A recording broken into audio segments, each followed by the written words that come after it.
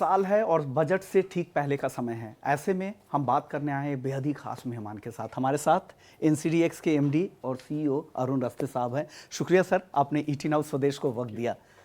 Sir, कई सारे सवाल हैं, शुरुआत एक एक करके आपसे करेंगे। अब 3 सवाल मेरे मन में हैं। एक, जो एक्सचेंज के साथ जो 3 बड़े चैलेंजेस दिखते हैं, एक है जो मार्केट में जो पेनिट्रेशन जिस लेवल का होना चाहिए वो नहीं दिख रहा है, जो ज़रूरी इंफ्रास्ट्रक्चर है उसकी भी दिक्कतें बढ़ रही है, और किसान के साथ जो कनेक्ट होना चाहिए वो अब तक मिसिंग है। आप इसके अलावा कुछ और देखते हैं या ये सही है जो मैं कह रहा हूँ सर? आप जो कह रहे हैं बिल्कुल सही है, बट इसके पीछे 2 या 3 रीज़न भी हैं।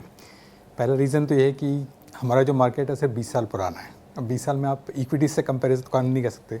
इक्विटीज़ मार्केट 150 साल पुराना ऑर्गेनाइज्ड, हमारा सिर्फ 20 साल पुराना है। दूसरा, अगर आप नंबर ऑफ़ किसान देखते हैं इस कंट्री में, तो ऑलमोस्ट 50% जो हमारी आबादी है वो कृषि क्षेत्र से जुड़ी हुई है।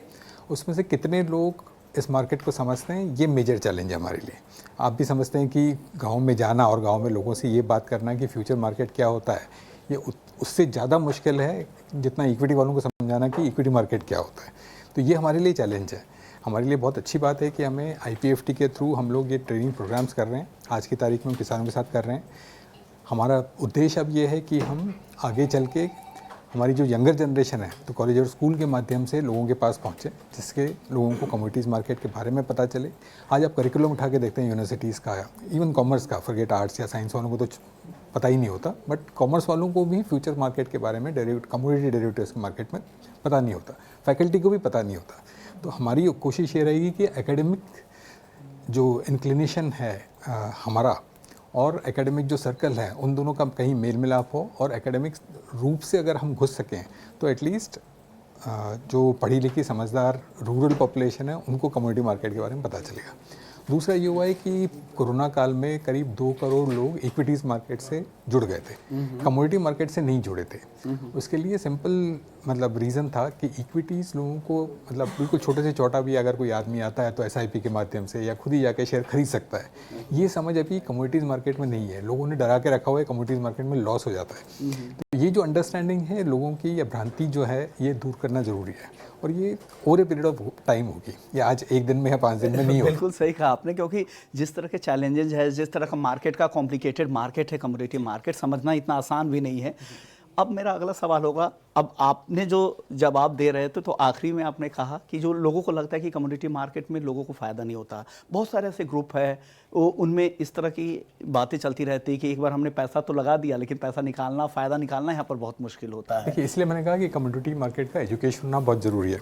अगर हम आपसे ही बात करते हैं, अगर पिछले साल आपने टर्मरिक में हल्दी होती है या जीरा, इन दोनों में से किसी में भी 100 रुपये लगाए होते हैं तो इस साल आपके 200 रुपये हो गए। बिल्कुल सही। आप इक्विटी में कितने शेयर होंगे जो आपको ऐसे डबल करके देते हैं? तो इसलिए ज़रूरी कि कमोडिटी मार्केट को लोग समझें, मार्केट पर एक्सचेंज पर आएँ, हेज करें अपनी रिस्क और यहाँ पर ट्रेड करें, तब उन्हें समझ में आएगा कि कैसे पैसा बनाया जा सकता है।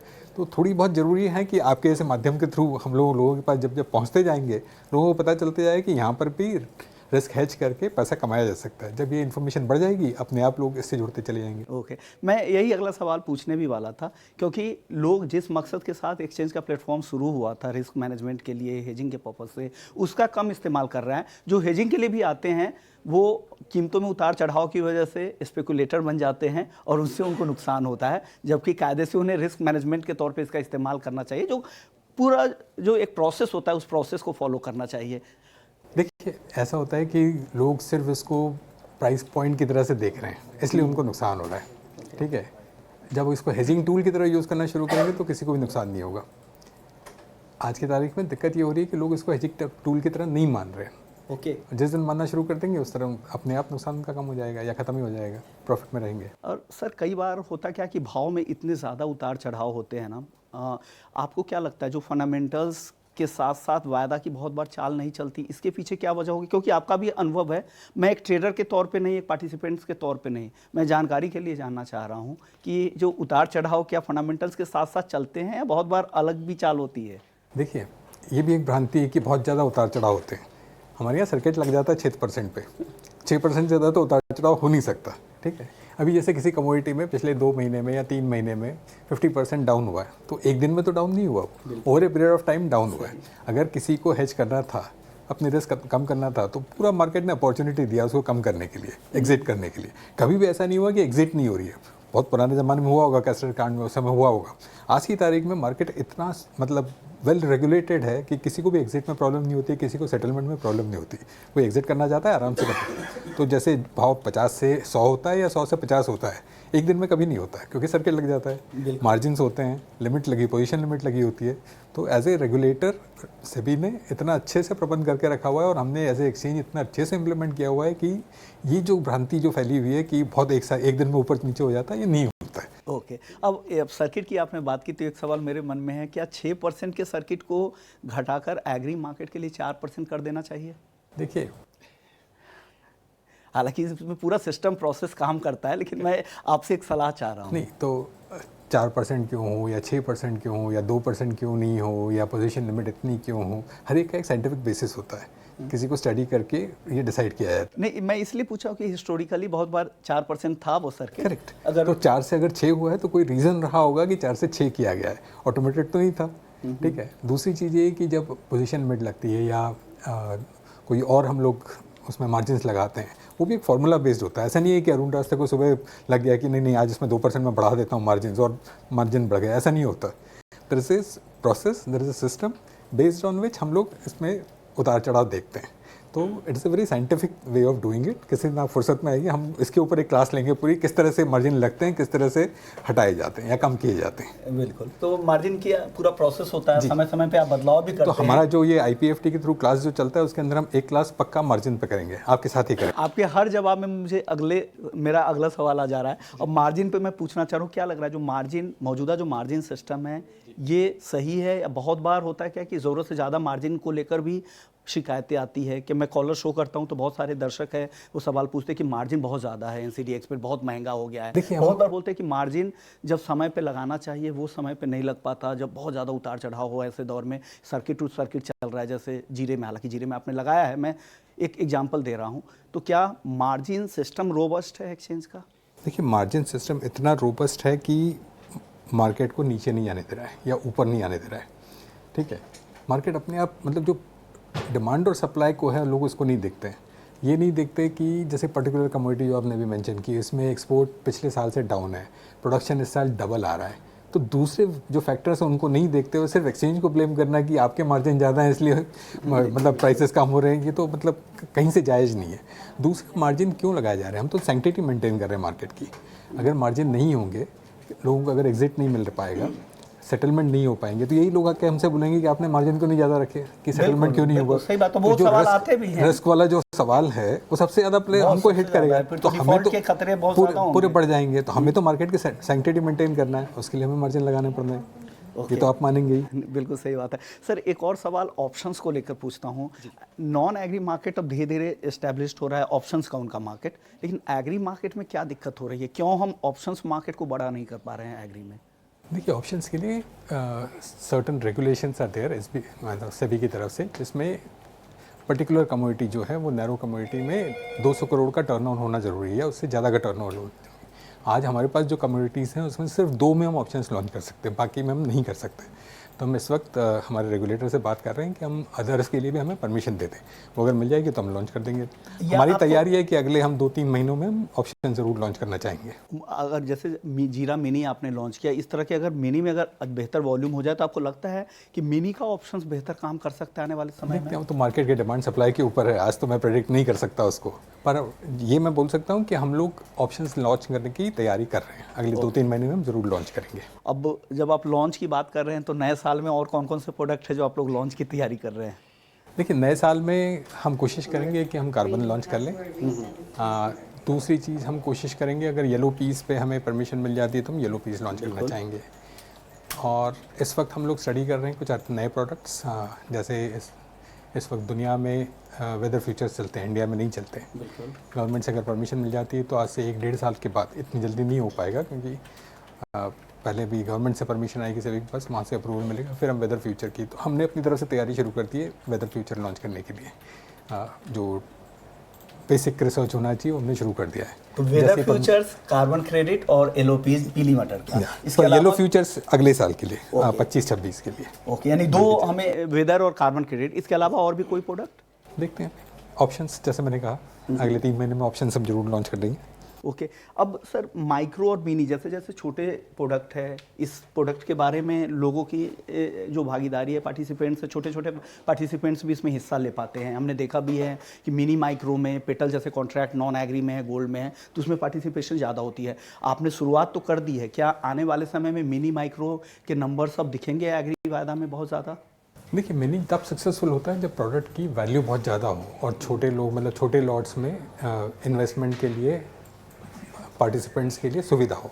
जैसे अगर कॉन्ट्रैक्ट वैल्यू बहुत ज़्यादा होती है, एक लॉट की वैल्यू बहुत ज़्यादा होती है, तो मिनी लॉन्च करना फ़ायदेमंद होता है, क्योंकि जो छोटा पार्टिसिपेंट होता है वो भी आ सकता है उसमें, क्योंकि लॉट साइज हमने कम कर दिया, ज़्यादा लोग उसमें अट्रैक्ट हो जाएंगे। तो एनी कमोडिटी जहाँ कमोडिटी की वैल्यू ज़्यादा है, लॉट वैल्यू बहुत ज़्यादा है, वहाँ पर मिनी लॉन्च करना लॉजिकल है। अदरवाइज़ वो कैनिबलाइज कर देगा मेन कॉन्ट्रैक्ट को आपके। ओके, आपको लग रहा है कि जो मौजूदा समय है इसमें प्रोडक्ट इनमें कुछ और इनोवेशन डेवलपमेंट की और ज़रूरत है?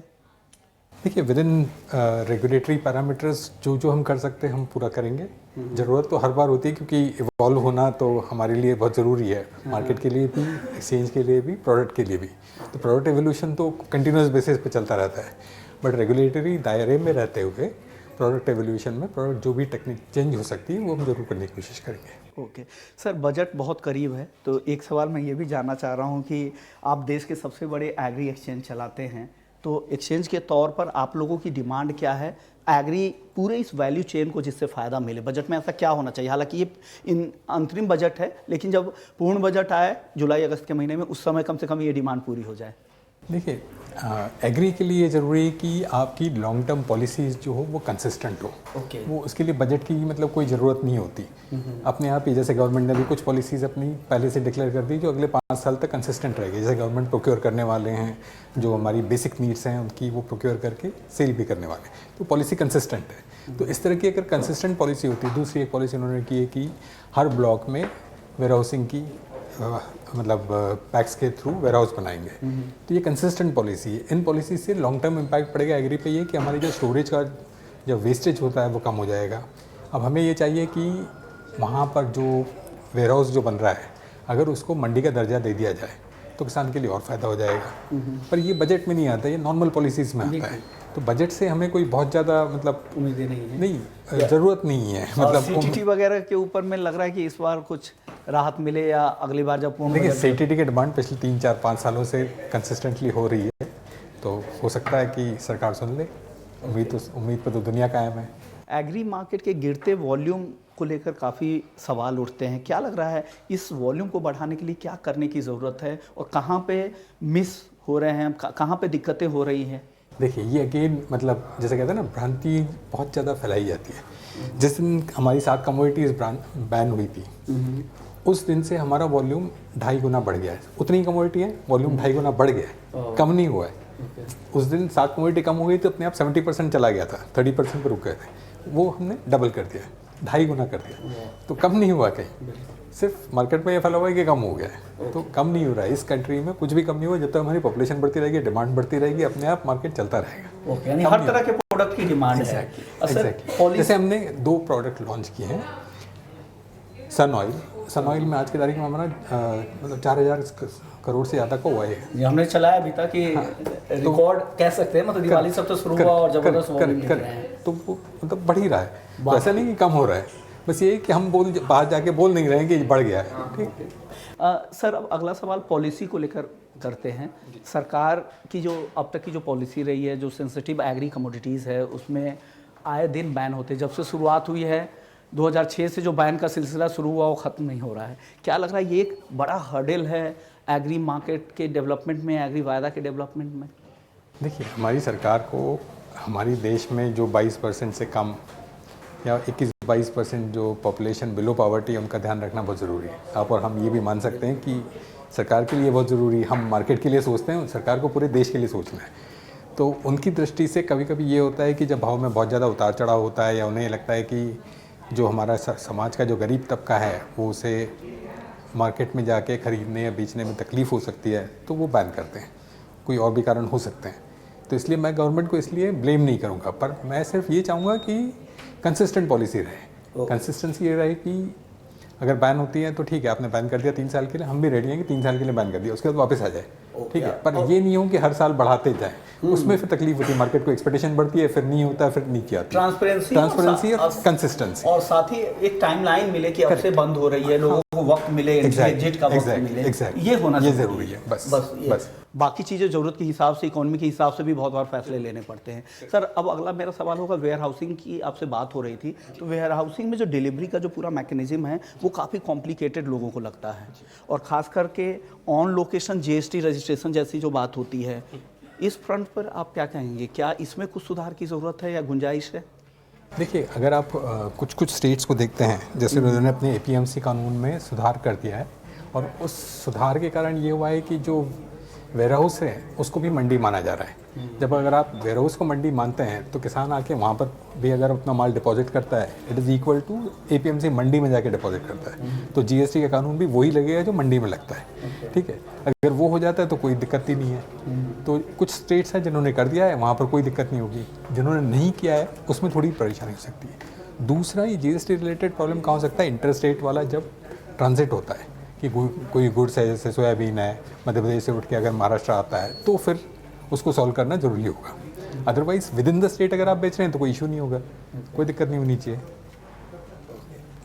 चलिए सर, अब आखिरी पड़ाव पर है, तो मेरा अब सवाल होगा, एग्री मार्केट के ट्रेंड के बारे में कुछ बताएं कि एग्री मार्केट का पूरा ट्रेंड आपको कैसा दिख रहा है? देखिए, मैं कल ही देख रहा था मिनिस्ट्री ऑफ हेल्थ की रिपोर्ट, और इस रिपोर्ट के हिसाब से 2035 में हमारी पॉपुलेशन होगी 155 करोड़, ठीक है। एज इट इज़ हम सबसे ज़्यादा पॉपुलस कंट्री हैं, 140 पे हम हैं, 10% और बढ़ जाएंगे, ऑब्वियसली एग्री मार्केट 10% तो और बढ़ेगा। दूसरी आपको एक और स्टैटिस्टिक्स सुनाता हूँ। 1951 में जब हम आज़ाद हुए थे तब हमारा फूड प्रोडक्शन जो था करीब आज से 1/6 था, और पॉपुलेशन सी आज से 1/4 थी। तो हम उस समय इंपोर्ट करते थे, ठीक है। हमें 3 दिन पहले आदरणीय गृह मंत्री जी ने एक पोर्टल लॉन्च किया है, जैसे तूर दाल हमारे यहाँ खरीदेंगे। उन्होंने ये कहा है कि 3 साल के बाद 2028 1 जनवरी को तूर दाल इंडिया में इंपोर्ट नहीं होना चाहिए। हमारे किसानों को ये कहा है कि आप जितना भी बोएंगे हम पूरा खरीद लेंगे, ठीक है। तो इस तरह की अगर स्कीम आती है, देखिए इसे कहते हैं कंसिस्टेंसी, कि अगले 3 साल जितना भी आएगा हम एमएसपी पे खरीद लेंगे, इससे ज़्यादा होगा हम मार्केट में बेच दीजिए। अगर गवर्नमेंट इस तरह की गारंटी किसान को देती है कि सर आराम से जाके वो 3 साल में आराम से तूर बोएगा, कंसिस्टेंटली पता है उसे कि गवर्नमेंट खरीदने वाली है और उसको रिटर्न मिलने वाले हैं, पॉपुलेशन खाने के लिए कम से कम मिल ही जाएगा, तो मार्केट भाव भी एग्जैक्टली मार्केट भाव होगा वो ज़्यादा ही होगा एमएसपी से। तो अगर ये कंसिस्टेंसी होगी पॉलिसी में, जैसे यही कह रहा था कि गवर्नमेंट वो लेके आ गई है, अगर ये कंसिस्टेंसी होती है तो एग्री मार्केट और एग्री प्रोडक्शन दोनों बढ़ेंगे और हमारे इंपोर्ट कम होते जाएंगे, देश के लिए अच्छा है। Thank you so much sir, आपने वक्त दिया और तमाम सवालों के जवाब भी दिए और लोगों को जागरूक करने के लिए एक दिशा में कुछ कदम लिया। Thank you very much. Thank you so much. आज ईटी नाउ स्वदेश पर एक बेहद ही खास मेहमान के साथ हम बात करने वाले हैं। हमारे साथ NERL के MD सौरभ खन्ना जी है। शुक्रिया सर, आपने ईटी नाउ स्वदेश को वक्त दिया। माय प्लेजर सर, आइए आपसे कई सारे मुद्दों पे बात करनी है, क्योंकि जब भी एग्री कमोडिटी की बात होती है ना, तो वेयर हाउसेस के नाम सबसे पहले आते हैं, और आप पूरे उस मैनेजमेंट को, पूरे चेन को आप देखते हैं, पूरा संभालते हैं। तो आइए कुछ आपसे बातें करते हैं। सबसे पहले मुझे ये जो पूरी प्रक्रिया होती है सर, उसके बारे में आप बताइएगा कि वेयर हाउसेस की में जो माल जमा किया जाता है उसकी पूरी प्रक्रिया क्या है एक्सचेंज के जरिए? देखिए, वेयर हाउसिंग एक बहुत बेसिक एक्टिविटी है और आज नहीं बहुत सालों से ये चल रहा है, और अक्रॉस वर्ल्ड वेयर हाउसिंग की प्राथमिकता रहती है हमेशा। एग्री एक ऐसी कमोडिटी है जो कि पेरिशेबल है, इसीलिए एग्री में वेयर हाउसिंग का होना बहुत ज़्यादा ज़रूरी हो जाता है, और स्टैंडर्डाइजेशन भी बहुत ज़्यादा ज़रूरी है, क्योंकि हर आदमी अपने हिसाब से अगर वेयर हाउस बनाने लगेगा तो हमें माल की क्वालिटी और क्वांटिटी पे हमेशा ये दिक्कत रहती है कि अंदर क्या रखा हुआ है। तो उसके स्टैंडर्डाइजेशन के लिए बहुत सारे एफ़र्ट्स किए जा रहे हैं, और एफ़र्ट्स प्राइवेट वाले भी कर रहे हैं, गवर्नमेंट भी कर रही है, कि जिससे कि जो भी माल आए वो अच्छे तरीके से रहे, ज़्यादा लॉन्गिविटी के साथ रहे उस पर्टिकुलर वेयर हाउस में, और एंड में जो भी आज इश्यूज हैं फूड सिक्योरिटी को लेके, पेरिशेबिलिटी को लेके, वो कुछ हद तक कम हो सके। ओके सर, इसकी तरफ हम आगे बढ़ेंगे, लेकिन उससे पहले मुझे एक बहुत ही छोटे छोटे सवालों के आपसे आप पूछिए, मुझे जवाब चाहिए। आप पूछिए। अब मान लीजिए मैं एक्सचेंज के प्लेटफॉर्म पे आके कुछ ट्रेड करना चाहता हूँ, या मुझे माल खरीदना है, मुझे डिलीवरी चाहिए, तो मैं कैसे वेयर हाउसेस के जरिए माल अपने यहाँ डिलीवरी होगी, या अगर मैं सेलर हूँ तो कैसे आपके यहाँ माल जमा करूँ वेयर हाउसेस में, ये पूरी प्रक्रिया को बताइए। देखिए, दो चीज़ें हैं। अगर आप देखेंगे कि एक एक्सचेंज रिलेटेड वेयर हाउसेस होते हैं और एक non exchange related warehouses होते हैं। एक्सचेंज रिलेटेड वेयर हाउसेस पे जो पूरा प्रक्रिया रहती है वो बहुत ऑर्गेनाइज रहती है, क्योंकि उसमें जो आपके बायर्स हैं और जो सेलर्स हैं वो दोनों ही लार्ज हैं। उसमें जो आपका एक छोटा किसान है, ये अभी तक उस पर्टिकुलर प्लेटफॉर्म की पहुंच के बाहर है, क्योंकि उसमें जो गुणवत्ता चाहिए, जो पर्टिकुलर क्वालिटी चाहिए, वो बहुत ही स्पेसिफिक रहती है। और इस कारण से जो लार्ज बायर्स और सेलर्स का रहता है वो अभी एक्सचेंज के प्लेटफॉर्म के ऊपर रहते हैं, जहाँ पे आप एक तरीके से बिड करते हैं, आप कहते हैं कि मुझे ये पर्टिकुलर क्वालिटी और क्वांटिटी का माल चाहिए।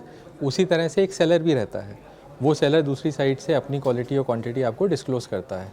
अगर दोनों की प्राइस की पैरिटी मिल जाती है तो एक्सचेंज के ऊपर ट्रेड हो जाता है, और उसके ऊपर अगर डिलीवरी उनको चाहिए रहती है तो एक पर्टिकुलर समय और जो भी दोनों ने आपस में तय कर रखा है उसके हिसाब से उनको डिलीवरी दे दी जाती है। और नॉन एक्सचेंज में जब हम आते हैं तब हम देखते हैं कि नॉन एक्सचेंज में ये ऑफ साइट ट्रेड जिसे हम कहते हैं, कि एक बायर किसी लोकेशन पे बैठा हुआ है, उसके कुछ एजेंट्स हैं जो दूसरी लोकेशन में बैठे हैं, और वो उसको बताते हैं कि इस पर्टिकुलर एरिया में ये 5 लोग हैं जिनसे आप माल खरीद सकते हो। और फिर वो एक सैंपल खरीदता है, देता है, सैंपल उसको ठीक लगता है तो वो बोलता है कि इस पर्टिकुलर वेयर हाउस में माल जमा कर दीजिए और मेरे नाम पे इस माल को ट्रांसफ़र करिए। तो वो सारी जो प्रक्रिया है वो नॉन एक्सचेंज रिलेटेड होती है। ओके सर, एक सवाल एक और मेरे पास है, इसमें भी ऐड ऑन कर दीजिएगा। क्या अगर किसी को एक्सचेंज के जरिए ट्रेड नहीं करना हो, एक्सपोजर नहीं लेना हो, अगर वो चाहे वेयर हाउस में माल जमा करना, तो क्या ये संभव है क्या? हाँ बिल्कुल, क्योंकि अगर वो वेयर हाउस में माल जमा करना चाहता है और उसको ये है कि मुझे मेरे को लगता है कि इस पर्टिकुलर कमोडिटी के आगे चल के प्राइस में कुछ तेजी मंदी कुछ होने का है, तो वो माल रख सकता है। और कॉस्टिंग क्या होगी? कॉस्टिंग इसकी कॉस्टिंग डिपेंड करता है कि वो क्या पर्टिकुलर वेयर हाउस है। अगर वो समझ लीजिए कि कोई स्टेट वेयर हाउस या सेंट्रल वेयर हाउस में अगर माल रखता है तो वहाँ पे उनका जो पर मेट्रिक टन जो उनको जो खर्चा उधर पे पड़ता है वो करीबन 60 रुपये, 70 रुपये, 80 रुपये, डिपेंड करता है कौन सी लोकेशन है। 60 से 70 रुपये पर क्विंटल या पर टन? पर मेट्रिक टन टन के हिसाब से उनको वो खर्चा अलग से आता है वहाँ पे। तो उसके हिसाब से वो लोग खर्चा अपना देखते हैं कि अगर वो उनको 2 महीने के लिए रखना है, 3 महीने के लिए रखना है, तो ओवरऑल कॉस्टिंग में अगर उनको लगता है कि मेरे को इस पर कुछ फ़ायदा मिलेगा, तब तो वो पर्टिकुलर वेयर हाउस में माल रखेगा। अगर उसको लगता है कि नहीं मिलेगा तो वो तुरंत बेच देगा। तो इस हिसाब से वो अपनी कॉस्टिंग निकालते हैं। तो अगर जैसे मैंने माल आपके यहाँ जमा किया, मैं किसान हूँ, आपके यहाँ माल जमा किया, अगर मेरी क्वालिटी आपके पैरामीटर के हिसाब से नहीं है तो आप किसान के माल को एक्सेप्ट नहीं करेंगे? देखिए, ऐसा रहता है कि जो अभी सरकार के जो नए जो आप ट्रेडिंग प्लेटफॉर्म जिसे कहें, जो कि अगर एक्सचेंज तो नहीं, जैसे ई नाम है, तो ई नाम का जो प्लेटफॉर्म है वो किसानों के लिए ही है। बिल्कुल। तो जिसमें कि किसानों के जो माल होता है और उनकी जो गुणवत्ता होती है वो उस पर डिफाइंड है, और उसके बेसिस पे किसान बिड कर सकता है। वो माल उतना अच्छी क्वालिटी का भले ही ना हो जितना कि आपका एक्सचेंज के ऊपर रहता है, बट वहाँ भी ट्रेडिंग हो रही है। और ये धीरे धीरे प्लेटफॉर्म को गवर्नमेंट बढ़ाना चाहती है, क्योंकि जिससे कि आज जो एक नॉर्मल किसान है वो सीधा एक बिचौलिए को माल बेच दे और फिर वेट करे कि भाई वो उसको माल बेच के इसको पैसा कब लौटाएगा, तो ये एक्टिविटी किसान खुद भी कर सकता है। बिल्कुल। तो उसके लिए ही गवर्नमेंट अग्रसर है कि ये किस तरीके से इनाम के प्लेटफॉर्म पे लोगों को लाया जाए और उसके ऊपर ज़्यादा से ज़्यादा ट्रेडिंग की जाए। ओके, क्वालिटी को लेकर अब एक और सवाल उठ रहा है।